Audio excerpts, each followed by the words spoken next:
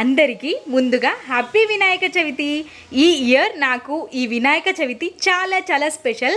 ఎందుకంటే first time నేను వినాయకుడిని ఇంట్లో కూర్చోబెట్టబోతున్నాను కాబట్టి బుజ్జి బుజ్జి గణపయ్యకి ఎంతో ఇష్టమైన ఉండ్రాళ్ళ పాయసాన్ని, మోదకులని ఇప్పుడు ప్రిపేర్ చేయబోతున్నాను. అనుకోకుండా బుజ్జి గణపయ్య మా ఇంటికి రావడం, నేను బుజ్జి గణపయ్యని పూజలు చేయడం చాలా సంతోషంగా అనిపిస్తుంది. ఈసారి ఉండ్రాళ్ళ పాయసం, మోదకులు చాలా బాగా కుదిరాయి. నిజంగా అనుకోలేదు ఇంత బాగా కుదురుతుందని. ఇప్పుడు తాలికల పాయసాన్ని ఎలా చేయాలో చూపిస్తాను.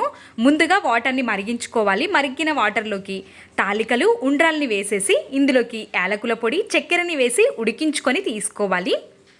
మోదకుల్ని కూడా ప్రిపేర్ చేశాను. మోదకులను అయితే పచ్చి కొబ్బరితో బెల్లాన్ని వేసి మోదకాల్ని ప్రిపేర్ చేశాను. చూస్తున్నారు కదా, మనం తాలికలని మంచిగా ఉడికిన తర్వాతనే చక్కెరని వేసుకొని ఉడికించుకోవాలి. కొబ్బరి, జీడిపప్పు, బాదాన్ని నేతిలో వేయించి ఫ్రై చేసుకొని వేయించుకుంటే సరిపోతుంది. Thanks for watching.